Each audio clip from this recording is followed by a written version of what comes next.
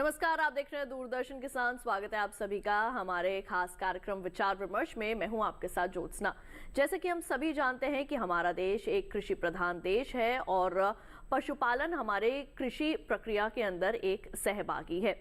और इसके साथ ही ये जानकारी भी हम रखते हैं कि इस वक्त विश्व भर में हमारा देश जो है वो दुग्ध उत्पादन में प्रथम स्थान पर आता है और इसका पूरा श्रेय हमारे वैज्ञानिकों और हमारे किसानों की कड़ी मेहनत का जाता है। लेकिन फिर भी अभी बहुत कुछ कार्य करने बाकी हैं। गर्मियों के मौसम में खास तौर से देखा जाता है कि हमारे पशुओं के स्वास्थ्य के लिए हरे चारे की उपलब्धता की कमी बरकरार रहती है। यूं तो हरे चारे की कमी साल भर रहती है, लेकिन किस तरीके से इसकी कमी को पूरा किया जा सकता है गर्मियों के मौसम में, किस तरीके से हमारे पशुओं के लिए हरे चारे को उपलब्ध करवाया जा सकता है, ये तमाम जानकारियां आज हम हासिल करेंगे हमारे आज के विचार विमर्श कार्यक्रम में। तो हमारे साथ आज स्टूडियो में मौजूद हैं डॉक्टर दिनेश, जो कि देंगे हमें विशेष जानकारियां। इसके साथ ही हमारे साथ मौजूद हैं डॉक्टर मीणा और इनका भी हम स्वागत करते हैं। तो वहीं दूसरी ओर हमारे साथ मौजूद हैं डॉक्टर टीकम सिंह जी। आप तीनों का ही बहुत बहुत स्वागत है हमारे कार्यक्रम में। कार्यक्रम में चर्चा को आगे बढ़ाएं इससे पहले देखते हैं एक खास रिपोर्ट।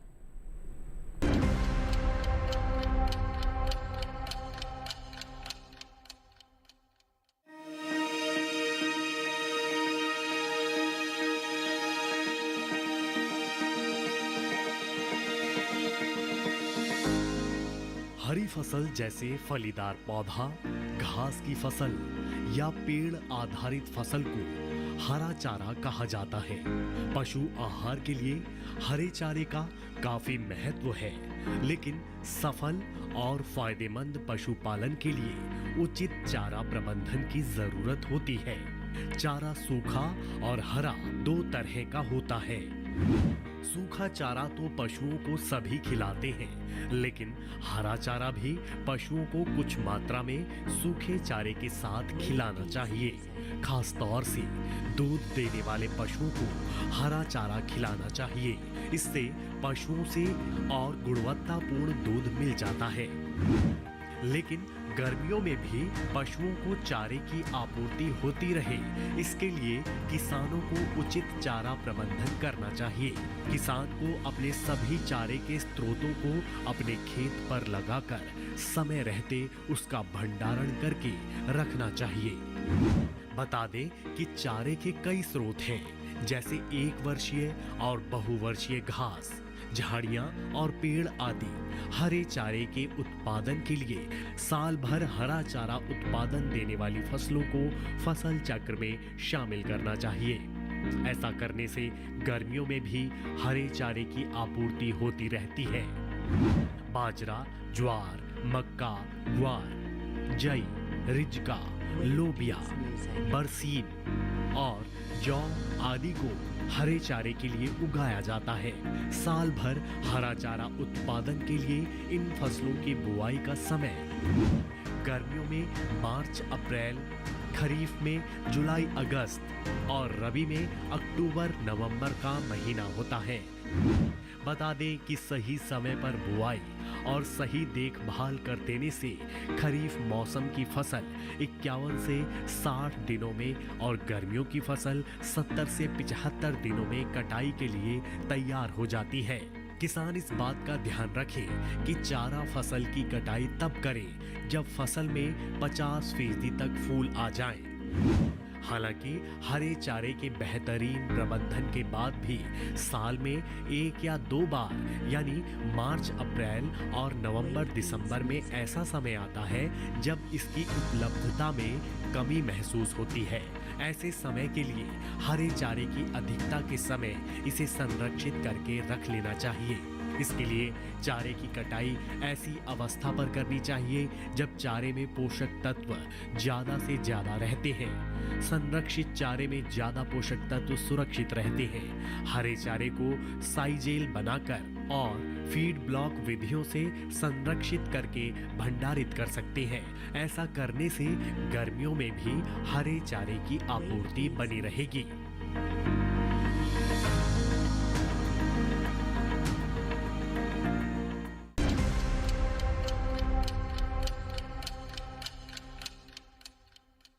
तो अभी आपने देखी ये विशेष रिपोर्ट, आइए कार्यक्रम में चर्चा को आगे बढ़ाते हैं। तो डॉक्टर दिनेश, सबसे पहले तो हम आपसे यहाँ पर ये जानना चाहेंगे कि हमारे देश में पशुधन के अंतर्गत कौन कौन से पशु जो है वो आते हैं और ग्रामीण अर्थव्यवस्था के अंदर किस तरीके से उनका योगदान है। जी, हमारे जो पशुधन है उसके अंतर्गत गाय आती है, भैंस आती है, बकरी, भेड़ और इसके अलावा सूकर आदि और मिथुन है, जैसे मिथुन आता है और याक आते हैं। ये प्रमुख जानवर हैं जो पशुधन में शामिल होते हैं। अर्थव्यवस्था में हमेशा ही पशुओं का विशेष योगदान रहा है, क्योंकि जो अपना कृषि के कार्य हैं और जो खेती बाड़ी है उसको आप पशुओं से अलग करके नहीं देख सकते। पशुओं का किसानी में या ग्रामीण अर्थव्यवस्था में विशेष योगदान रहता है, हमेशा ही रहता है। सबसे बड़ी बात है कि ये किसानों की आमदनी बढ़ाते हैं। इसके अलावा जैसे आप देखें, आपको खेती बाड़ी के काम करने हैं, ड्राफ्ट एनिमल के रूप में बैल हैं, उनका हम प्रयोग करते हैं। साथ ही साथ जो पशुओं के अलग अलग उत्पाद होते हैं उनसे भी किसान भाई मूल्य संवर्धित उत्पाद बना लेते हैं। जैसे दूध से बहुत सारे प्रोडक्ट किसान भाई बना सकते हैं या दूध को भी सीधे सीधे बेच लेते हैं। इसके अलावा गोबर मिलता है पशुओं से, गोबर से भी हमारी जो मिट्टी है उसकी उर्वरता हम बढ़ा सकते हैं, खाद बना सकते हैं। इसी प्रकार जो खेती बाड़ी में हम चारे की फसलें उगाते हैं उनका प्रयोग इन्हीं जानवरों के लिए किया जा सकता है। तो खेती बाड़ी का चोली दामन का साथ है और ये जो पशुधन है या लाइव स्टॉक है, इससे रोजगार मिलता है, आमदनी बढ़ती है हमारे किसानों की और साथ ही साथ मिट्टी का स्वास्थ्य भी बना रहता है। बिल्कुल।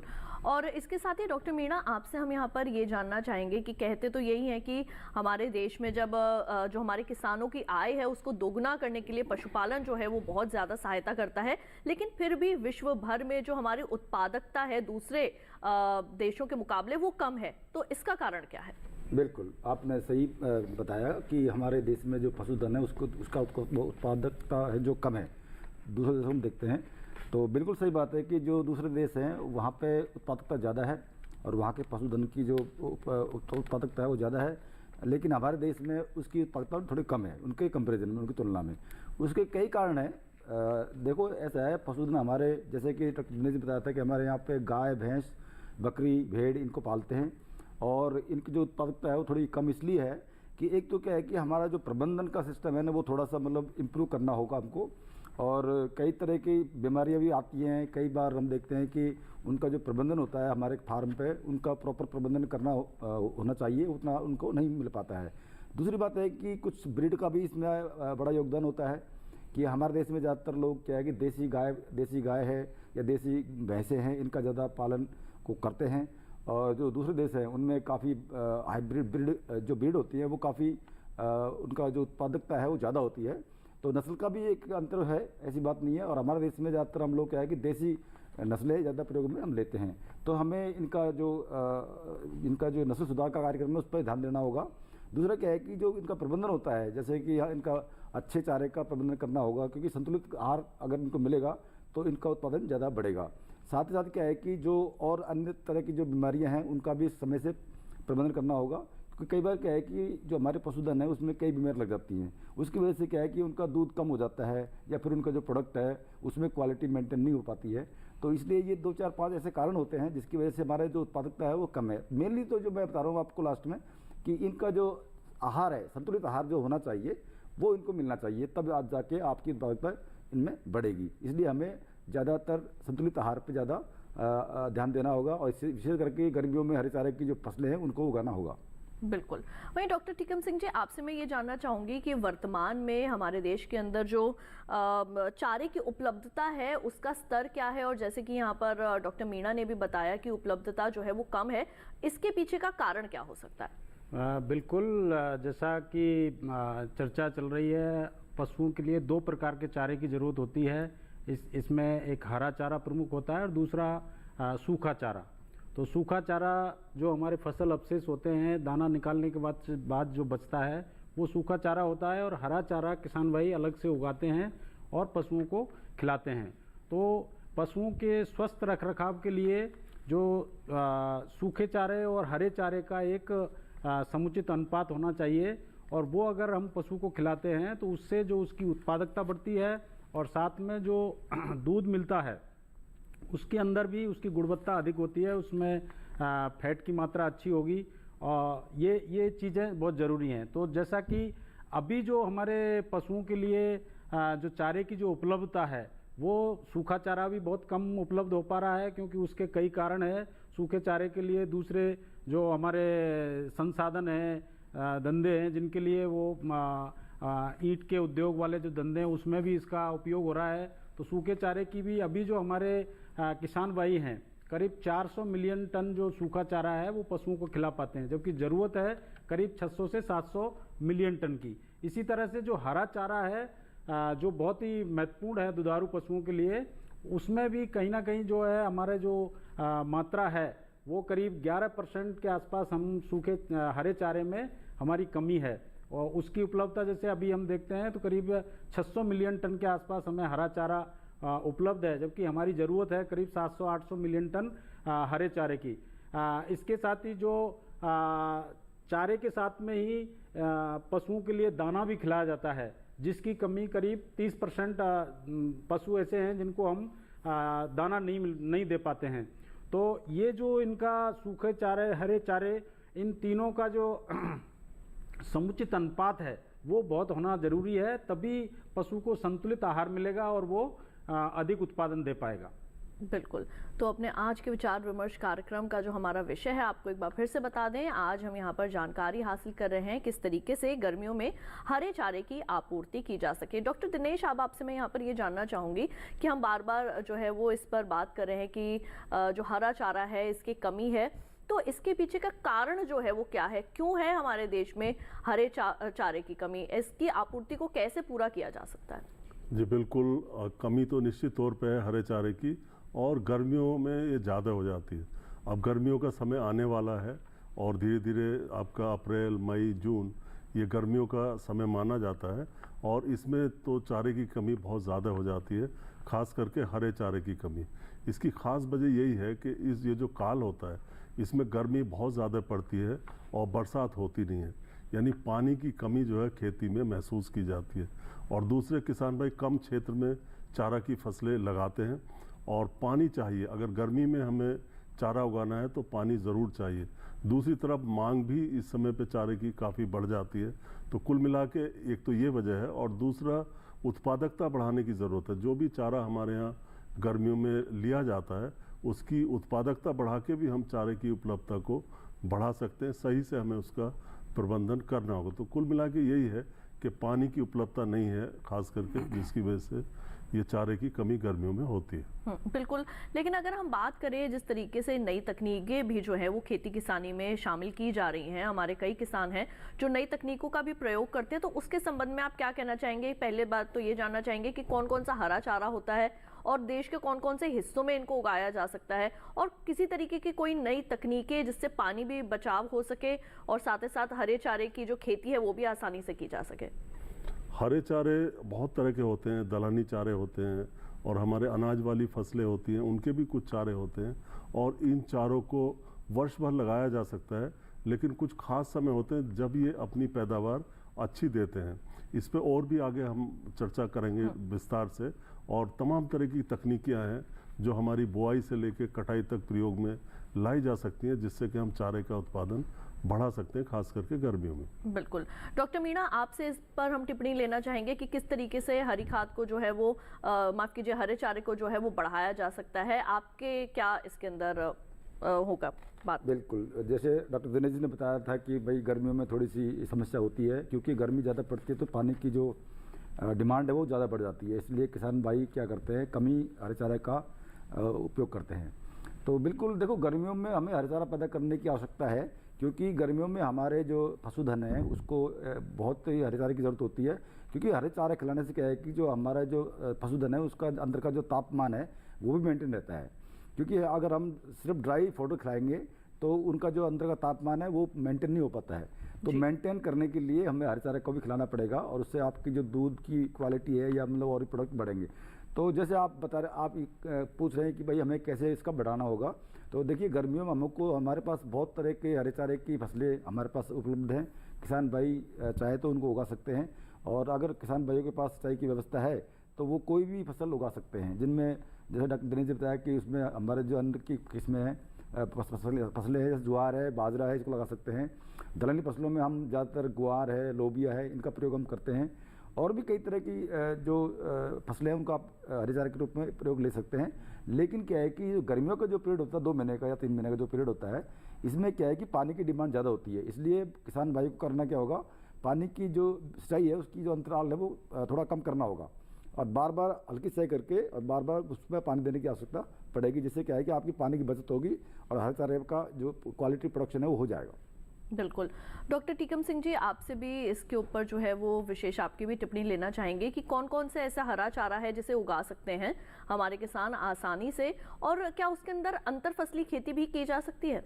बिल्कुल, हरे चारे के बहुत सारे ऑप्शंस हैं जिनको किसान भाई अपना करके और चारा उत्पादन कर सकते हैं, जिसमें मौसमी फसलों के बारे में मीणा जी ने बताया, जिसमें ज्वार, बाजरा, मक्का, संकर, नेपियर घास ये हैं, ये और लोबिया है, ग्वार है, ये कुछ मौसमी फसलें हैं। इसके अलावा कुछ बहुवर्षीय घास है, जिसमें संकर बाजरा, नेपियर घास है, गिनी ग्रास है, त्रिशंकर है, पारा ग्रास है, स्टाइलो है जो दलहनी फसल है, और उनको भी किसान भाई अपने जो मेड हैं, खेत की मेडें हैं, उन पे लगा सकते हैं। और जो फलदार जिन्होंने बागान लगा रखे हैं, उनके बीच में भी इन फसलों को लगा करके हरे चारे की आपूर्ति कर सकते हैं। इसके अलावा कुछ गैर परंपरागत साधन है जिनसे भी हरा चारा प्राप्त कर सकते हैं, जिसमें आपके आजकल अजोला आता है, अजोला की खेती कर सकते हैं। इसके अलावा नागफनी, हमारा जो IGFRI संस्थान है, उसने उसकी कई वैरायटी निकाली हैं, उसको लगा करके भी किसान भाई हरा चारा उपलब्ध करा सकते हैं।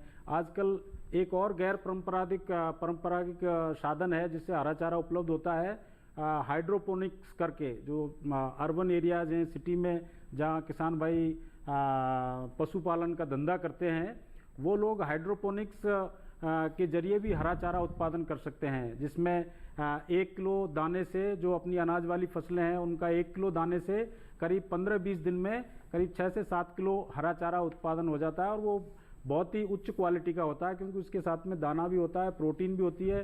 तो उसको अगर पशुओं को खिलाते हैं तो उससे उसकी दूध की गुणवत्ता भी बढ़ती है। इसी प्रकार से कुछ किसान भाई ऐसे पौधे हैं जिनको अपने फार्म पे लगाएं, वृक्ष हैं जिनमें जिनकी जो पत्तियां हैं वो हरे चारे के रूप में काम में ली जा सकती हैं, जैसे सूबबूल है, सिरस है, आड़ू है, नीम है। ये ऐसे पौधे हैं जिनकी पत्तियों को किसान भाई ऐसे मौसम में जब हरा चारा नहीं है तो इनको काट करके पशुओं को खिलाया जा सकता है। बिल्कुल। यहाँ पे डॉक्टर दिनेश, डॉक्टर टीकम सिंह जी ने संकर नेपियर की भी बात करी है, तो ये संकर नेपियर बाजरा क्या है? क्योंकि हमारे किसान जो है बहुत तेज़ी से जो है वो इसको अपना रहे हैं, तो संकर नेपियर बाजरा क्या है, इसे कैसे उगाया जा सकता है और इसकी विशेषताएं क्या है? जी, जो ये संकर नेपियर बाजरा है, ये इस समय पे किसानों के लिए वरदान है। खास करके जो किसान पशुओं की पालन कर रहे हैं, उनका पशुपालन कर रहे हैं, उनके लिए काफ़ी लाभकारी साबित हुआ है। जैसा कि नाम से पता चलता है, ये 2 चीज़ों का संकर है। संकर का मतलब हाइब्रिड है, एक तो बाजरा और दूसरा आपके नेपियर घास। नेपियर घास और बाजरे को मिला के संकर नेपियर बनाया गया है, और इसकी पैदावार बहुत ज़्यादा होती है। और जो इसमें हाथी घास होती है, जिसको नेपियर घास कहते हैं, उसके गुण इसके अंदर आ गए हैं बहुवर्षीयता के, यानी बहुत वर्ष तक, 3-4 साल तक ये चलता रहता है। दूसरी तरफ इसकी जो गुणवत्ता है वो बाजरे से आ गई है, तो दोनों फसलों से अच्छे गुण इस संकर के अंतर्गत आ गए हैं। इसका क्षेत्र निश्चित तौर पे हमारे देश में बढ़ रहा है। इस समय पे ये पंजाब, हरियाणा, पश्चिमी उत्तर प्रदेश और मध्य प्रदेश, बिहार और साथ ही साथ केरल, तमिलनाडु, आंध्र प्रदेश, काफ़ी बड़े हिस्से में इसकी खेती की जा रही है। और ख़ास करके गर्मियों के महीने में ये एक अच्छा चारा है, बरसात में बहुत अच्छा चारा मिलता है इससे। हाँ, जो हमारा जाड़ों का मौसम आता है, आपके नवंबर दिसंबर से समझिए मार्च तक, इसके चारे की उपलब्धता नहीं हो पाती, लेकिन बाकी समय में ये चारा देता रहता है। इसके अंदर प्रोटीन की मात्रा 6 से 9% तक होती है, जो कि बहुत अच्छी मात्रा है। साथ ही साथ इसकी जो पाचनशीलता है, आसानी से पच भी जाता है जानवर पे, वो 50% से अधिक है जानवरों के अंतर्गत। एक बार आपने इस चारे को लगा दिया और फिर ये आपके 3-4 साल तक चलता रहेगा। इस चारे को आपको जो लगाने की बात है वो मोटे तौर पे इसको हम फरवरी से लेकर नवंबर तक कभी भी लगा सकते हैं, लेकिन इसकी फसल जब हम लेते हैं तो सिंचाई की पर्याप्त व्यवस्था का होना बहुत ज़रूरी है और इसकी रोपाई की जाती है मोटे तौर पे। और इसके बीज जो हैं वो नपुंसक होते हैं, यानी उनसे नए पौधे नहीं बन सकते। तो जो वानस्पतिक भाग हैं कई बार रूट कटिंग का प्रयोग करते हैं, जड़ों की कटिंग ले लेते हैं, उससे लगा देते हैं, या जो तना होता है उसकी जो कटिंग है उसका प्रयोग करके इसकी रोपाई की जाती है और फिर आप चारा इससे बड़ी आसानी से उगा सकते हैं। बिल्कुल, जैसे आपने यहाँ पर डॉक्टर दिनेश ये भी बताया कि जहाँ पर पानी की उपलब्धता ज़्यादा हो वहाँ पर ही इसको जो है वो अपनाया जा सकता है। तो हमारे देश के कौन कौन से हिस्सों के किसान जो है वो इसको आसानी से अपना सकते हैं? और अगर जैसे ये स्प्रिंकलर विधि होती है और कई तरीके की टपक सिंचाई विधि होती है, अगर हमारे किसानों के पास कुछ इस तरीके की तकनीकें हैं और क्या उसको भी इसमें इस्तेमाल किया जा सकता है? बहुत ही अच्छा रहेगा, क्योंकि साथ ही साथ इसमें पानी का यूज़ ज़्यादा होता है, तो निश्चित तौर पर जो ड्रिप सिस्टम है उसका प्रयोग किया जा सकता है, क्योंकि इसमें दूर दूर पंक्तियाँ होती हैं। इसकी पंक्तियों की दूरी जो आपस में होती है 75 से लेकर 90 सेंटीमीटर तक होती है। तो क्यों हम खाली क्षेत्र में सिंचाई करें, हम सिर्फ उतने ही क्षेत्र में सिंचाई करें। तो जहाँ जहाँ संभव हो, जैसे मान लीजिए राजस्थान का कुछ इलाका या दूसरे हमारे देश है जहाँ ये ज़्यादा प्रचलित नहीं है, वहाँ पे ड्रिप सिंचाई के साथ इसको कंबाइन कर सकते हैं, इसको जोड़ सकते हैं और फिर आप ऐसे क्षेत्रों में भी खेती इसकी कर सकते हैं जहाँ पानी की कमी है। हाँ, एक बात का ध्यान रखना होता है इसमें, जैसे बरसात का मौसम आ जाता है तो उस समय पे मिट्टी के अंदर पानी का भराव ना हो, जल भराव भी ये ज़्यादा बर्दाश्त नहीं कर पाता। ऐसी दशा में आपको निकासी करनी होगी। तो पानी का समुचित प्रबंधन ज़रूरी है, पानी की उपलब्धता भी ज़रूरी है और पानी का सदुपयोग भी बहुत ज़रूरी है। जी, तो ये किस तरीके से हरी खाद की उत्पादकता में मदद करता है नेपियर बाजरा की अगर बात करें? एक्चुअल में हरा चारा इससे जो है उत्पादन बढ़ जाता है, क्योंकि इसकी अपनी पैदावार बहुत अधिक होती है। बहुत सारी इसकी कटाइयाँ जो है होती रहती है। पहली कटाई 60 दिन 70 दिन पे होती है, बाकी 30-40 दिन के अंतराल पे इसकी कटाई होती है। तो इसकी उपज बहुत ज़्यादा होती है। और जैसे डॉक्टर टीकम सिंह बोल रहे थे कि भाई अंतर फसली खेती इसमें की जा सकती है, क्योंकि साल भर आप इससे चारा ले सकते हैं। जैसे जाड़ों में इनके बीच में जो अंतर है, स्पेस है, खाली जगह है, उसमें आप बरसीम उगा सकते हैं, रिजका उगा सकते हैं या जई उगा सकते हैं। इसी तरीके से जो गर्मियों का मौसम आता है उसमें डॉक्टर मीणा भी बताएंगे किस तरह से इसमें करते हैं। लोबिया वगैरह को भी इसमें उगाया जा सकता है। जी बिल्कुल। डॉक्टर मीणा, यहाँ पर आपसे ये जानना चाहेंगे कि कौन कौन सी ऐसी दलहनी फसलें हैं जिनको हरे चारे के लिए जो है इस्तेमाल किया जा सकता है और उनकी क्या विशेषताएं हैं? बिल्कुल, देखिए वैसे तो थ्रू आउट ईयर आप जो दलहनी फसलें उनको लगा सकते हैं, लेकिन बात करते हैं हम गर्मियों की, तो गर्मियों में हम विशेष करके लोबिया और ग्वार को ज़्यादा लगाते हैं। और ये दोनों ही जो दलहनी फसलें हैं ये बहुत ही अच्छी उच्च क्वालिटी का जो इनमें चारा पैदा होता है। इनमें ऐसी खास बात होती है क्योंकि प्रोटीन काफ़ी होती है दोनों में ही, और इनको उगा भी आसानी से जा सकता है। तो मैं बात कर रहा था कि लोबिया और ग्वार दो ही ऐसी दलहनी फसलें हैं जिनको हम गर्मियों में लगा सकते हैं। कम पानी की आवश्यकता इनको पड़ती है। तो इसमें होता क्या है, एक्चुअली हमें क्या है कि लोबिया का जो किस्में हैं, लोबिया ग्वार की जो किस्में हैं वो बहुत महत्वपूर्ण है, क्योंकि लोबिया हम ज़्यादातर दानों के लिए भी उगाते हैं, हरे चारे के लिए भी उगाते हैं और सब्जी के लिए भी उगाते हैं जी। ऐसे ही ग्वार का भी यही सिस्टम है। ग्वार को हम लोग खाने के लिए भी उगाते हैं, दाने के लिए भी उगाते हैं। तो जब हम बात करते हैं हरे चारे की, तो उस समय इनकी जो बीज की मात्रा है वो काफ़ी बढ़ जाती है। तो जैसे लोबिया की बात करूँ तो लोबिया के जो बीज की जो मात्रा है वो 30 से 35 किलोग्राम प्रति हेक्टेयर के हिसाब से हम डालते हैं। और अच्छी किस्मों का चयन करना बहुत ज़रूरी है, जिनमें जैसे मैं बता दूं आपको कि बुंदेल लोबिया 1 है, बुंदेल लोबिया 2 है, इस तरह की किस्में आप ले सकते हैं। और भी बहुत सारी किस्में हैं आप ले सकते हैं।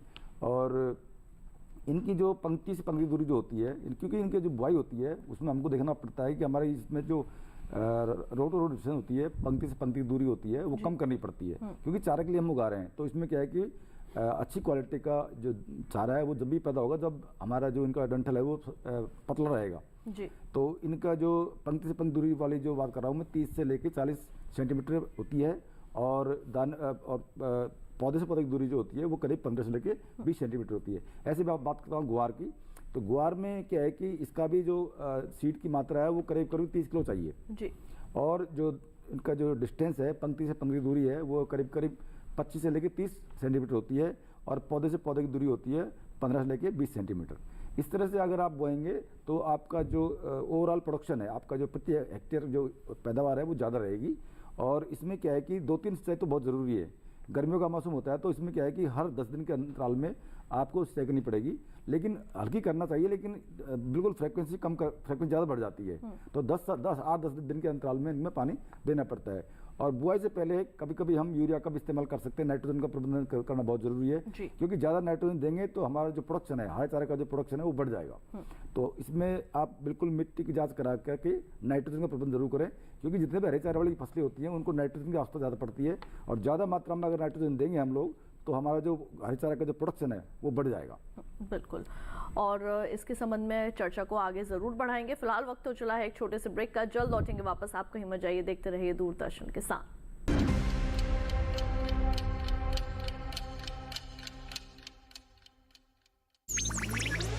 डिजिटल बैंकिंग का है जमाना, टाइम है बचाना। डिजिटल बैंकिंग है आसान, करो चाहे कोई भुगतान, एनी टाइम एनीवेयर, सेफ है, फास्ट है, हर पेमेंट उंगलियों पे सेट है। लेन देन के हैं ऑप्शंस कई, IMPS, NEFT, UPI भी। 24 घंटे करते ये काम, पेमेंट आसान और रहे आराम।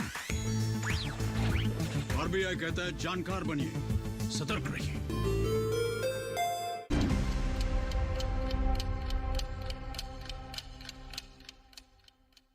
ब्रेक के बाद एक बार फिर आप सभी का स्वागत है हमारे खास कार्यक्रम विचार विमर्श में, जहां आज हम जानकारी हासिल कर रहे हैं कि किस तरीके से हरे चारे की आपूर्ति गर्मियों के मौसम में की जा सके। और इस पर विशेष जानकारी देने के लिए आज हमारे स्टूडियो में हमने आमंत्रित किया है डॉक्टर दिनेश को, डॉक्टर मीना को और डॉक्टर टीकम सिंह जी को। आइए कार्यक्रम में चर्चा को आगे बढ़ाते हैं। डॉक्टर मीना, अभी ब्रेक पर जाने से पहले आपने काफी अच्छी जानकारी दी कौन कौन सी दलहनी फसलों को जो है वो शामिल किया जा सकता है हरे चारे के उत्पादन के लिए, लेकिन क्या किसी तरीके की कोई खास तकनीकों का भी इस्तेमाल किया जा सकता है इसमें? बिल्कुल, देखिए दलहनी फसलें जो होती हैं इनमें खास बात क्या होती है, इनकी एक विशेषता होती है कि ये क्या करती है, जो एटमॉस्फेरिक नाइट्रोजन होती है ना उसको फिक्स कर लेती है। तो इसमें स्टार्टर डोज मैं बता रहा था आपको कि 15 से 20 किलोग्राम स्टार्टर डोज देनी पड़ती है। उसके बाद ये क्या करती हैं, अपना आप ही नाइट्रोजन को अपने जड़ों में स्थिर कर लेती हैं। तो वैसे ज़्यादा जरूरत पड़ती नहीं नाइट्रोजन की, लेकिन शुरू में पड़ेगी 15 से 20 किलोग्राम प्रति हेक्टेयर के हिसाब से हमको नाइट्रोजन देनी पड़ती है। और जो खास बात यह है कि प्रोडक्शन कैसे बढ़ाया जाए, हमारा मेन उद्देश्य होता है। तो उसमें क्या है कि मैंने बोला कि किस्मों का चुनाव बहुत इंपॉर्टेंट है और एक एरिया का भी चुनाव बहुत ज़रूरी है। जैसे कि आप कहाँ उगाना चाहते हो। सपोज करो हमारे पास 2 तरह की दलहनी फसलें, एक तो लोबिया हो गया, एक हो गया गुवार। जहाँ पानी ज़्यादा है वहाँ आप लोबिया का इस्तेमाल कर सकते हैं, और जहाँ पे पानी थोड़ा कम है वहाँ आप गुवार को लगा सकते हैं, क्योंकि गुवार बहुत ही टॉलरेंट क्रॉप है। इसको पानी की आवश्यकता ज़्यादा नहीं पड़ती, बस एक बार सोइंग हो जाती है, उसके बाद अंकुरण हो जाता है, उसके बाद ये सोतैया मतलब बढ़ जाती है और ज़्यादा पानी की इसकी आवश्यकता नहीं पड़ती है। बट गर्मी होने की वजह से कभी कभी हमको पानी देने की आवश्यकता इसमें पड़ती है। तो जैसे मैंने लोबिया के बताया कि कई किस्में हैं जो सिर्फ चारे के लिए पैदा की गई हैं, ऐसे ही हमारा जो ये गुआर है इसमें भी कुछ किस्में हैं जो सिर्फ चारे के लिए ही बनाई गई हैं। उनमें गुआर, बूंदेल गुआर 1 है, बूंदेल गुआर 2 है, मरु गुआर है। अगर आप राजस्थान में इसका फसल लेना चाहते हो तो वहाँ पे बहुत सारी किस्में हैं, दुर्गापुरा से निकली हुई है, उनका आप इस्तेमाल कर सकते हैं। और हरी खाद बिल्कुल आप ले सकते हैं। और जैसे कि हरे चारा ले सकते हैं, सॉरी, जैसे कि डॉक्टर टिकम बताया था कि अंतर कृषि शस्य क्रिया कर सकते हैं। जैसे कि हम लोग दलहनी फसलों को ज्वार बाजरा के साथ में मिक्स करके भी हम बो सकते हैं और अंतर फसल कर सकते हैं। तो इससे क्या है कि आपका जो चारा की जो क्वालिटी है वो बढ़ जाएगी, क्योंकि इनमें प्रोटीन होता है, उनमें कार्बोहाइड्रेट होता है। तो दोनों को अगर साथ में उगाएंगे तो इनकी जो गुणवत्ता है दोनों की वो बढ़ जाएगी और प्रोटीन युक्त आपको संतुलित आहार आप अपने पशुओं को खिला सकते हैं। बिल्कुल। वहीं आप आइए यहाँ पर रुक कर लेते हैं डॉक्टर टीकम सिंह जी का। डॉक्टर टीकम सिंह जी, आपसे ये जानना चाहेंगे कि दलहनी फसलों के अतिरिक्त और कौन कौन सी ऐसी फसलें हैं जिनको हरे चारे के लिए जो है वो इस्तेमाल किया जा सकता है, और उनकी कोई खास ऐसी विशेषताएं हैं जो आप हमारे किसानों को बताना चाहेंगे? हाँ बिल्कुल, दलहनी फसलों के अलावा जो दूसरी हमारी जो अनाज वाली फसलें हैं, किसान भाई उनको भी हरे चारे के रूप में उगाते हैं और उगाना चाहिए, क्योंकि उनकी उत्पादकता दलहनी फसलों की अपेक्षा ज़्यादा होती है, जिसमें आपका ज्वार है, बाजरा है, मक्का है। ये जो फसलें हैं जिनको किसान भाई हरे चारे के रूप में ले सकते हैं। तो इनकी उत्पादकता बढ़ाने के लिए, जैसा मीणा जी ने बताया, किस्मों का बहुत महत्व है। अनाज वाली फसलों में कुछ ऐसी किस्में हैं जिनकी उत्पादकता हरे चारे की बहुत ज़्यादा होती है, तो हमें उन किस्मों का चयन करना चाहिए। जिसमें जैसे ज्वार की हम बात करें तो ज्वार में कई किस्में हैं, जिसमें एक कटाई वाली भी किस्में हैं और बहु कटाई वाली भी किस्में हैं। एक कटाई वाली किस्मों में जो किस्में हैं उनमें आपके राजस्थान चरी 1 है और पूसा चरी 1 है, यूपी चरी 1 व 2। इसके अलावा पीसी यानी पंत चरी 6, पंत चरी 9 और पंत चरी 23 ये किस्में हैं जो एक कटाई देती हैं। एक कटाई के लिए एक बार किसान भाई ने इनको लगाया और फूल आने की अवस्था पे इनकी कटाई करते हैं, तो उस समय किसान भाई 1 हेक्टेयर से करीब 500 से 600 जो है ना क्विंटल आपका उत्पादन ले सकते हैं हरे चारे का। और दूसरा जो हम बात कर रहे थे मल्टी कट वाली, मल्टी कट में आपके एमपी चरी काफ़ी फेमस है, उसको आप किसान भाई लगा सकते हैं, जिससे 3-4 कटाई किसान भाई ले सकते हैं और उसकी उत्पादन की जो क्षमता है वही 700-800 क्विंटल प्रति हेक्टर आती है। जहाँ तक बाजरे की बात करते हैं, बाजरे में भी 2 प्रकार की किस्में हैं, सिंगल कट वाली जो एक बार कटाई करते हैं और दूसरा बहु कटाई वाली। तो सिंगल कटाई में आपके राज बाजरा 2 है और को 8 है। इसी तरह से बहु कटाई में जाइंट बाजरा है जो जिसकी मल्टी कटाई कर सकते हैं। और दूसरा हम बात करें से मक्का में बहुत सारी किस्में हैं, जिसमें अफ्रीकन टाल काफ़ी फेमस वैरायटी है जिसको किसान भाई लगा सकते हैं। इसके अलावा मोती है, जवार है और अधिकतर जो हमारी जो कंपोजिट किस्में हैं किसान भाई उनका बीज लगा सकते हैं। हाइब्रिड बीज का उपयोग कम करें क्योंकि इनमें तीनों फसलों में बीज की जो मात्रा है जो हम दाने के लिए लगाते हैं उससे डबल मात्रा लगती है। जैसे हम ज्वार की बात करें तो ज्वार की भी 30 से 35 किलो बीज की मात्रा प्रति हेक्टर चाहिए, बाजरे की करीब 10 से 12 किलो बाजरा चाहिए। इसी तरह से मक्का भी 30 से 40 किलो मक्का के बीज की आवश्यकता हमें पड़ती है। और खासकर हमारे जो किसान भाई अधिकतर हरे चारे की जो इन फसलों का उत्पादन करते हैं वो अधिकतर ब्रॉडकास्टिंग विधि से करते हैं। तो ब्रॉडकास्टिंग विधि से या छिड़कमा विधि से इनको उगाना ठीक नहीं है, वो वैज्ञानिक तकनीक नहीं है, क्योंकि उसमें एक तो गर्मी का मौसम होता है और जड़ें उथली बनती हैं, तो बार बार आपकी ज़मीन ऊपर से सूखेगी तो आपको बार बार सिंचाई देनी पड़ेगी। तो हमेशा हरे चारे वाली किस्में हैं या फसलें हैं उनको लाइन से बुवाई करें। लाइन की दूरी इसमें कम रखते हैं, जैसे ज्वार बाजरा मक्का इन तीनों फसलों में लाइन से लाइन की दूरी करीब 25 से 30 सेंटीमीटर रखते हैं। पौधे से पौधे की दूरी 5 से 10 सेंटीमीटर की होती है। तो इस प्रकार से हमें इनकी बुवाई करनी चाहिए और इसके साथ में पोषक प्रबंधन इन फसलों में करना बहुत ज़रूरी है इसकी उत्पादकता को बढ़ाने के लिए, क्योंकि सभी ये अनाज वाली फसलें हैं। दलहनी फसलों की तरह ये वायुमंडल की नत्रजन को स्थिरीकृत नहीं करती, इसलिए इनको अतिरिक्त हमें पोषक तत्व देने पड़ते हैं। तो इसमें जो तीनों फसलें हैं ये तीनों फसलों में करीब 70 से 80 केजी नत्रजन प्रति हेक्टर चाहिए और 40 से 50 केजी फास्फोरस, इसी तरह से 40 से 50 केजी पोटास की आवश्यकता पड़ती है।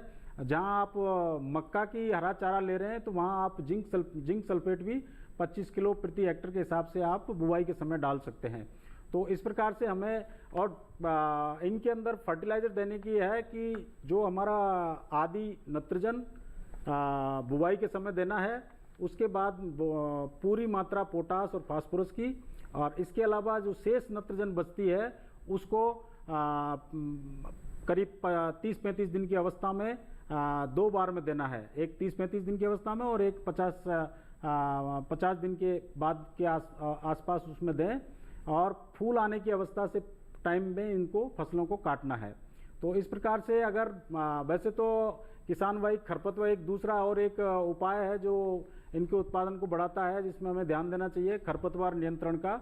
ज़्यादातर खरपतवार नहीं आते हैं क्योंकि हम इन्हें बहुत क्लोज बहुत मतलब कम दूरी पे लगाते हैं, लेकिन फिर भी अगर कहीं खरपतवार की ज़्यादा समस्या है तो वो किसान भाई इसमें पेंडिमिथिलिन का 1 किलो सक्रिय तत्व या आपके अट्राजिन करीब आधा किलो सक्रिय तत्व 500 से 600 लीटर पानी में घोल करके बुवाई के तुरंत बाद अगर आप स्प्रे करते हैं तो खरपतवार की समस्या नहीं रहती है।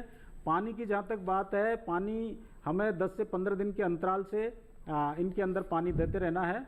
और ये फसल हमारी जो सिंगल जो कटाई है, पहली एकल कटाई है, वो करीब 60 से 70 दिन में आ जाती है।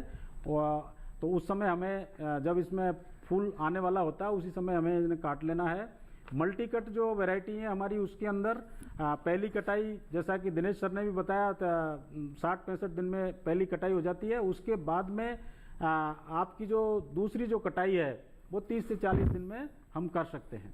बिल्कुल, तो काफ़ी आपने यहाँ पर बहुत ही अच्छी जानकारी दी है, काफ़ी विस्तार से। डॉक्टर मीणा, यहाँ पर मैं आपसे जानना चाहूँगी कि जो समेकित कृषि प्रणाली है, IFS जिसे हम कहते हैं, उससे हम पशुओं के हरे चारे के लिए जो उपलब्धता है वो किस प्रकार से बढ़ा सकते हैं? हाँ जी, देखिए, समेकित कृषि प्रणाली जो है ये अच्छा कॉन्सेप्ट अभी चल रहा है और अच्छा कॉन्सेप्ट है। जब हम बात करते हैं समेकित कृषि प्रणाली की, तो उसमें क्या है कि हर एक कंपोनेंट को एक साथ चलता है। यानी कि पशु अलग कर दिए, फसलें अलग कर दी, उसमें क्या है कि सभी तरह की फसलों को उगाते हैं और वहीं पे अलोकेशन हो जाता है कि भाई किस एरिया में कितना फसल करना है, और वहीं हमारा पशुधन होता है। और ये बहुत ही अच्छा उदाहरण है एक्चुअली, एक इंटीग्रेटेड जो IFS मॉडल जो है, ये बहुत ही अच्छा उदाहरण है, एक टिकाऊ खेती का आधार है ये। तो अगर हम लोग IFS मॉडल में अगर खेती करेंगे और पशुधन को रखेंगे तो इससे बेहतर कोई हो ही नहीं सकता। तो इसमें क्या होता है, IFS में हमारे पास कई तरह के उद्यमी होते हैं, उसमें एंटरप्राइजेज होते हैं, उसमें हमारी कई तरह की फसलें होती हैं। किसान भाई के अनुसार, उनकी आवश्यकता के अनुसार वो चाहे तो मतलब कितना एरिया किस क्रॉप के लिए रखना है वो तो रख सकते हैं, लेकिन इसमें हरे चारे का जो अलोकेशन है वो तो करना ही होता है। तो अगर हमारे पास 3 या 4 जो गाय भैंस जो भी हैं, उसके हिसाब से हमको क्या है कि एरिया अलोकेट करना पड़ता है और उसमें हरे चारे की हम खेती करते हैं। तो जब हरा चारा हम उगाएंगे तो वो हरा चारा हमारे जो पशुधन है उनको खिलाएंगे तो हमें दूध मिलेगा। दूसरा क्या है कि हमें गोबर मिलता है, तो गोबर को हम लोग गोबर गैस प्लांट में भी काम में ले सकते हैं, और उस गोबर गैस से हम लोग फैमिली के जो किचन का जो वो है गैस, उसका आपूर्ति कर लेते हैं। और उसके बाद उसकी बची हुई जो स्लरी होती है वो बहुत ही अच्छी न्यूट्रिटिव होती है फसलों के लिए, तो उसको दोबारा फिर वही फसलों में हम डाल देते हैं। तो यानी कि एक ये जो IFS मॉडल है, ये इसमें क्या होता है, हर एक उद्यमी एक दूसरे से जुड़ा होता है। जो एंटरप्राइजेज हैं एक दूसरे से जुड़े रहते हैं, यानी कि पशुधन फसल जुड़ा होता है और फसल पशुधन जुड़ी होती है। तो ये क्या है कि एक उद्यमी का जो बाई प्रोडक्ट जो होता है वो दूसरे उद्यम का इनपुट बन जाता है। तो ये IFS मॉडल में अगर हम पशुधन को रखेंगे और जहाँ हरे चारे की बात करेंगे तो ये बहुत ही अच्छी एक मतलब चैन है जिसमें हम लोग बहुत अच्छी तरह से हमारे हरे चारे की आपूर्ति कर सकते हैं। अभी IFS में क्या होता है, हम लोग हरे चारे की तो हम खेती करते ही हैं, साथ साथ क्या है कि जो मेड़ होती हैं, मेड़ों में क्या है कि हम लोग ये बहुवर्षीय जो पौधे लगा सकते हैं, जिसमें आपके कई तरह के नीम है, आपके सुबबूल है, या और तरह के कई पौधे होते हैं, बबूल है, इनको हम लगा सकते हैं। और हरे चारे की पत्तियों के लिए बहुत सारे हमारे पास ऐसे बहुवर्षीय वृक्ष हैं, उनको हम लगा सकते हैं। और ज़्यादा इनको स्पेस चाहिए भी नहीं, क्योंकि IFS में क्या होता है एक्चुअली एक पर्टिकुलर एरिया होता है। और ज़्यादातर आपको पता है कि हमारे देश में 85% जो किसान हैं उनके पास 1 हेक्टेयर से कम ज़मीन है, तो ज़्यादातर सीमांत किसान हैं, छोटे किसान हैं। तो उनके लिए ये बहुत ही अच्छा एक मॉडल डेवलप हमने भी किया पूसा में, और हम लोग उनको बताते हुए हैं कि भाई किस तरह से इसमें आप पशुधन रख के और कैसे आपकी आय को डबल कर सकते हैं। तो IFS मॉडल को एक रूप दे करके उसमें हरे चारे की खेती करके और उसमें पशुधन का जो उत्पादकता है वो बढ़ा जा सकता है। क्योंकि साल भर आपको रखना है पशुओं को उसमें, तो साल भर का आपको पूरा हरे चारे का एक लिस्ट बनानी होती है कि कौन कौन सी हरे चारे की फसलें कब कब उगा सकते हैं। तो 3 तरह का सीजन होता है, खरीफ है, रबी है, जायद है। तो इन तीनों सीजनों में ही हमको हरे चारे का एक चार्ट बनाना होता है और हर एक तरह की इसमें फसलें उगाते हैं, जिससे क्या है कि हमें जो पशुधन हमारे IFS मॉडल में हैं ऑलरेडी, तो उसको कैसे उनकी आपूर्ति कर सकते हैं। तो ये पूरी राउंड द ईयर का हम चार्ट बना लेते हैं। और जो कृषि वानिकी जो बता रहा था मैं आपको, एग्रो फॉरेस्ट्री, उसका भी इसमें समावेश होता है। हम लोग जो बहुवर्षीय पौधे रखते हैं, साथ साथ घास भी उगा सकते हैं और दूसरी दलहनी फसल भी उगा सकते हैं। तो इनसे क्या है कि मिक्सचर टाइप हो जाता है, तो उसमें अच्छी क्वालिटी का आपको हरा चारा मिल सकता है। और पशुधन राउंड द ईयर अच्छा चारा उसको आप खिलाएंगे तो उनका जो उत्पादकता है, उनका जो उत्पादक क्षमता है वो बनी रहेगी। तो इस तरह से IFS मॉडल को रूप में लेकर के भी आप पशुधन को अच्छे से हरा चारे की आपूर्ति आप कर सकते हैं। बिल्कुल, तो यहाँ पर आपने जो समेकित कृषि प्रणाली है उसको भी काफ़ी विस्तार से डॉक्टर मीणा ने समझाया और हम उम्मीद करेंगे जानकारी आपको ज़रूर काम आएगी। डॉक्टर टीकम सिंह जी, आपसे अब मैं यहाँ पर ये जानना चाहूँगी कि ये साइलेज जो है वो क्या होता है और इसके लाभ क्या है? जी, साइलेज एक संरक्षित हरा चारा है। साइलेज जो भी हमारी जो अनाज वाली फसलें हैं, खासकर आपके ज्वार, बाजरा, मक्का, जई, इन फसलों का जो हरा चारा होता है उसको संरक्षित करने का एक तरीका है। जो संरक्षित करके जो उत्पाद आता है उसको साइलेज कहते हैं। तो ये एक संरक्षित हरा चारा है और इसका बहुत किसानों को इसका बहुत अधिक लाभ होता है। अगर जैसा कि अभी गर्मी का सीज़न आ रहा है या सर्दियों का सीज़न होता है, उस समय हरा चारा उपलब्ध नहीं होता, गर्मियों में हरा चारा उपलब्ध नहीं होता, तो किसान भाई दो प्रकार से अपने हरे चारे को संरक्षित कर सकते हैं। एक तो साइलेज बना करके और एक हे बना करके। तो हे के अंदर तो सीधा सा उसको अपना जो भी हरा चारा होता है, जब अधिक हरा चारा आपके खेत में है और खेत आपके जो हरा चारे की फसल है वो फ्लावरिंग स्टेज पे आ गई है, तो सारा चारा तो पशु उस समय खा नहीं सकते। तो उस परिस्थिति में क्या होता है कि जब हमारे पास हरे चारे की उपलब्धता अधिक होती है तो उस समय उसको दो तरीके से संरक्षित कर सकते हैं। या तो उसको सीधा सूर्य के प्रकाश में सुखा करके और उसका जो मॉइस्चर कंटेंट है, जो नमी की मात्रा है, उसको अगर हम 10-12% ले आएंगे तो वो संरक्षित रहेगा। दूसरा एक तरीका होता है कि उसको उसी अवस्था में जैसा वो हरा चारा है उसी अवस्था में हम संरक्षित करें, तो वो विधि है साइलेज। इसमें क्या करते हैं कि साइलेज बनाने के लिए एक साइलो या गड्ढा खोदते हैं जिसकी गहराई करीब 8 से 10 फीट होती है और उसका एक गोल गड्ढा होता है जिसमें जो हरे चारे की जो फसलें हैं, जैसे मैंने बताया ज्वार का बहुत अच्छा बनता है साइलेज, इसी तरह मक्का का, बाजरे का और जई का। तो इन फसलों की जब फ्लावरिंग स्टेज पे फूल आने वाली अवस्था होती है उस समय काट करके और जो हरा चारा है उसको छोटे छोटे टुकड़ों में चॉप करके करते हैं, जिसको हम कुट्टी करना बोलते हैं। तो गांव में उसको पूरा कुट्टी करके और वो जो साइलो गड्ढा बनाया है उसके अंदर उसको संरक्षित करते हैं। तो उसमें संरक्षित करने का तरीका ये होता है कि पहले ज़मीन का जो गड्ढा खोदा है आपने, उसमें एक परत करीब 5-10 सेंटीमीटर की आपके उसमें सूखे भूसे की या पुआल का आप चारों तरफ से उसको कवर कर दें। उसके बाद में उसमें हरा चारा डालें परत बाई परत और पूरा उसको एकदम दबा करके चारे को उसको भरना है और उसको ज़मीन की सतह से करीब 2-3 फीट ऊंचाई तक पूरा उसको भर देना और पूरा एकदम कम्पैक्ट, उसमें कोई हवा नहीं रहनी चाहिए। उतना भरने के बाद में उसको ऊपर से सूखे भूसे से या आपके जो आपका पॉलीथीन की कवर होता है उससे पूरा ढक करके उसके ऊपर करीब 30 सेंटीमीटर मिट्टी की परत चढ़ा करके उसको पूरा एयर टाइट कर देते हैं। उसके अंदर हवा बिल्कुल नहीं होनी चाहिए। और ये जो साइलो है हमेशा ऐसी जगह बनाना है जहाँ कहीं पानी नहीं भरता हो, ऊंची जगह चुनना है और वहाँ ये साइलो बनाना है। उसमें कोई छेद नहीं होना चाहिए, उसमें कहीं से भी कोई हवा जानी नहीं चाहिए। तो इस प्रकार से हमारा ये एक तरीका है इसको संरक्षित करने का और ये करीब 45 से 50 दिन के अंदर जो आपका साइलेज है वो बन के तैयार हो जाता है। क्योंकि जो ये फसलें हैं जिनसे हम साइलेज बनाते हैं उनके अंदर कार्बोहाइड्रेट बहुत अधिक होता है, जिसके अंदर शर्करा होती है। तो जब हम इसको बिल्कुल एयर टाइट कर देंगे तो उसके अंदर जो फर्मेंटेशन होता है, किण्वन क्रिया होती है, उससे जो शर्करा होती है, कार्बोहाइड्रेट होता है, वो लैक्टिक एसिड में बदलता है, जिससे उसके अंदर उसका जो स्वाद है उसका एक तो बढ़ जाता है और उसकी जो उपयोगिता है वो भी बहुत बढ़ जाती है। क्योंकि जो पशु का जो पेट होता है उसके अंदर लैक्टिक एसिड बनता है। जब ये हम जो भी हरा चारा खाता है तो वो जो उसका जो पेट के अंदर जो बैक्टीरिया होते हैं उसके लिए साइलेज बहुत अच्छा गुणकारी माना जाता है, सुपाच्य होता है। तो इस प्रकार से जो आपके 45 से 50 दिन के अंदर ये बन के तैयार हो जाता है, उस समय जो प्रोडक्ट होता है वो साइलेज होता है, जिसका पीएच करीब 4 पीएच मान होता है और थोड़ा खट्टा होता है क्योंकि उसके अंदर लैक्टिक एसिड होता है। अगर गलती से उसमें कहीं हवा चली जाती है तो हमारी जो साइलेज की प्रक्रिया है वो बिगड़ जाती है। उस कंडीशन में क्या है, लैक्टिक एसिड ना बन के ब्यूटारिक एसिड बनता है, तो उससे जो हमारी जो साइलेज की जो गुणवत्ता है वो खराब हो जाती है। उसके अंदर उसका जो कलर है वो मटमेला टाइप का भूरा हो जाएगा और उसके अंदर बदबू भी आ सकती है। तो ये किसान भाइयों को ध्यान में रखना है कि जब कभी हमारे पास हरे चारे की बहुतायत हो तो उसको हमें संरक्षित करने का ये तरीका आना चाहिए। और इससे किसान भाई लाभ यही है कि जब हमारे पशुओं को हरा चारा उपलब्ध नहीं है तो साइलेज के माध्यम से वो हरा चारा उपलब्ध कराएंगे।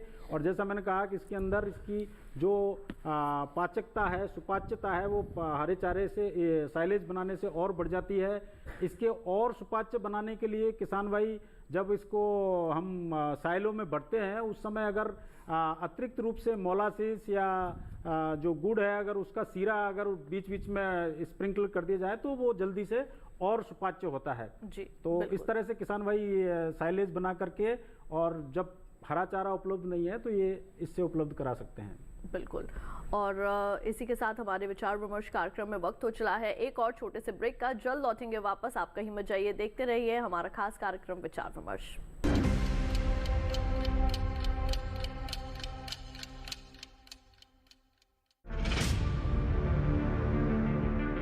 खेती की बाधाओं को पाटता एक कार्यक्रम, तकनीकी को नए आयाम तक ले जाता एक कार्यक्रम, नई शोध नई खोजों से रूबरू कराता एक कार्यक्रम। हम बताएंगे कैसे मिलेगा हर समस्या का समाधान, कैसे होगी खेती किसानी आसान। जानने के लिए देखिए कार्यक्रम नए भारत का बढ़ता किसान हर शनिवार शाम 4:30 बजे, पुनः प्रसारण हर रविवार शाम 4:30 बजे दूरदर्शन किसान पर।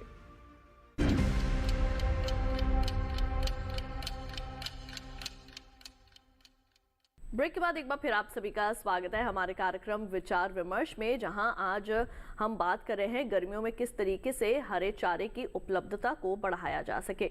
इसके लिए आज हमारे स्टूडियो में मौजूद है डॉक्टर दिनेश, डॉक्टर मीणा और डॉक्टर टीकम सिंह जी। अब चलते चलते आप तीनों की ही यहाँ पर सलाह और परामर्श लेना चाहेंगे कि किस तरीके से हमारे किसान जो है वो हरे चारे की उपलब्धता को जो है वो बढ़ा सकते हैं। डॉक्टर दिनेश, सबसे पहले आपसे ये जानना चाहेंगे, चलते चलते क्या किसानों को सलाह देना चाहेंगे आप? जी देखिए, पशुधन हमारी खेतीबाड़ी का और हमारी जीविका का एक प्रमुख अंग है, खास करके गांव में। गांव में जो हमारे किसान होते हैं, कुछ के पास ज़मीन होती है, पशुधन भी रखते हैं, लेकिन कुछ ऐसे भाई भी होते हैं जिन पर ज़मीन नहीं होती, फिर भी वो पशुधन रखते हैं। वो भी अपना चारे की व्यवस्था किसी न किसी तरह से कर लेते हैं और उनको ये पशुधन एक तरह की सामाजिक सुरक्षा देने का काम करता है। और अपने जो भी पशु हैं हमारे गांव में, ग्रामीण इलाकों में, उनकी उत्पादकता बढ़ाने पे ध्यान देना है, उनको सही तरीके के जो संतुलित आहार है उसे देना है। और अब गर्मियों में हरे चारे की कमी होने जा रही है, उसमें ख़ास बात का ध्यान यह देना है कि जैसे ही आपके खेत खाली हों, जल्दी से जल्दी आप गर्मियों में होने वाले चारे की फसलों को लगाएं। और फसल लगाने के पहले एक बार आप सिंचाई ज़रूर कर लें, और ताकि उसमें अंकुरण आपका अच्छा है, अच्छी किस्मों का आप चुनाव करें। और सारी जो शस्य क्रियाएँ हैं, आधुनिक शस्य क्रियाएँ, उनको अपनाएंगे तो आपके चारे की उपज अच्छी पैदावार होगी आप। बिल्कुल। डॉक्टर मीणा, आप हमारे किसानों को क्या परामर्श देना चाहेंगे कि हरे चारे की आपूर्ति को किस तरीके से वो कम करें? कौन कौन से ऐसे कृषि कार्य हैं जो अभी उनको जल्दी से जल्दी करने की आवश्यकता है? बिल्कुल, देखिए जैसे कि डॉक्टर दिनेश जी बताता है कि पशुधन जो है वो हमारे किसानों का आय में बहुत बड़ा इम्पोर्टेंस रखता है। तो अब इनकी जो उत्पादकता है उसको हम बनाए रखने के लिए हमें हरे चारे का प्रबंधन करना ही होता है। तो वैसे तो खरीफ और रबी में तो कोई प्रॉब्लम होती नहीं, हरे चारे की सारा मिल जाता है। लेकिन जो 2-3 महीने गर्मियों के होते हैं, इसमें काफ़ी किल्लत देखने को मिलती है हरे चारे की। तो किसानों के पास ज़्यादातर जो गाय रखते हैं या भैंस रखते हैं, तो उनकी उत्पादकता को बढ़ाए रखने के लिए हरे चारे का होना बहुत ज़रूरी है। तो मैंने पहले बताया था कि आपको जैसे गर्मियों में, जैसे अप्रैल का महीना आने वाला है, तो अप्रैल के फर्स्ट सप्ताह में आप ये हरे चारे की जो हमारी जो दलहनी फसलें हैं या मतलब दूसरी वाली फसलें हैं उनको आप बो सकते हैं। क्योंकि ज़्यादातर जो किसान भाई राजस्थान के हैं या यूपी के कुछ एरिया के, हरियाणा के हैं, उनके यहाँ पे जो मस्टर्ड बोते हैं, वो लोग सरसों बोते हैं, उसकी कटाई लगभग होगी। तो पहले हफ्ते में आप इसकी बुआई जरूर कर दें, चाहे वो लोबिया हो, चाहे गुआर हो, चाहे चरी हो, चाहे मक्का हो, जो भी हो। तो इन फसलों का आप अच्छे से चयन करके बो दें और समय से पानी का प्रबंधन जरूर करें। और हरे चारा अगर पैदा होगा तो उसको आप मिला करके ड्राई फॉडर में यानी कि सूखे चारे में मिला करके मिक्स करके और पानी छिटक करके उसको आप ऐसा करके खिलाएंगे आपके पशुधन को, तो उनका डेफिनेटली उनका जो उत्पादकता है वो बढ़ेगी। खास करके जो दूध वाले जो दुधारू जो आपके जो वो हैं आपके पशु हैं, उनको तो हरे चारे की आवश्यकता बहुत ज़रूरी है। और यही हरा चारा जो होता है यही आपको बैलेंस फूड देगा। और हरा चारा मिक्स करके आप खिलाएंगे आप, तो आपके जो और भी दूसरे जो मिल्क प्रोडक्ट हैं उनमें क्वालिटी इंप्रूव होगी और आपका जो पशुधन है उसकी उत्पादकता बढ़ती रहेगी। बिल्कुल। और चलते चलते आपकी भी टिप्पणी लेना चाहेंगे डॉक्टर टीकम सिंह जी कि आप क्या कहना चाहेंगे हमारे किसानों को, किस तरीके से वो काम कर सकते हैं हरे चारे की उपलब्धता को बढ़ाने के लिए? बिल्कुल किसान भाई, अभी जायद का सही समय चल रहा है। इस समय जो भी हमने आज हरे चारे की जो फसलों के बारे में चर्चा की है उनको सही वैज्ञानिक विधि से लगाएं, सही लाइन से सोइंग करें उनकी, और पोषक तत्व का, पानी का और खरपतवार का इनका पूरा ध्यान रखें। इसके अलावा जब कभी आपके पास अधिक चारे की हरे चारे की उपलब्धता हो तो उसको जो हमने जो तरीके बताए उसको संरक्षित करने के, साइलेज और है बना करके, तो उस हिसाब से आप उनको जब हरे चारे की कमी हो उस समय उनको उपयोग में लाएं। तो ये जो तकनीकें हैं उनको किसान भाई अपना करके अधिक चारा उत्पादन कर सकते हैं और अपने जो पशु हैं उनका रखरखाव अच्छी तरह से कर सकते हैं। बिल्कुल। और इसी के साथ आप तीनों का यहाँ पर बहुत बहुत धन्यवाद। आप लोग यहाँ पर आए और इतनी अहम जानकारियाँ जो हैं आज के विषय से संबंधित हमारे किसानों तक पहुँचाई, उसके लिए आप तीनों का ही तहे दिल से धन्यवाद। धन्यवाद। नमस्कार। तो हम उम्मीद करेंगे कि हमारे आज के कार्यक्रम में दी गई तमाम जानकारियां आप सभी के ज़रूर काम आएंगी। इसके साथ ही अगर आप हमारे कार्यक्रम के लिए कोई सुझाव देना चाहते हैं तो आप हमें ईमेल कर सकते हैं। हमारा ईमेल आईडी है vicharvimarsh08@gmail.com। तो अगली बार फिर आप सभी से होगी मुलाकात एक नए विषय के साथ। तब तक के लिए मुझे दीजिए इजाज़त। आप देखते रहिए दूरदर्शन किसान। नमस्कार।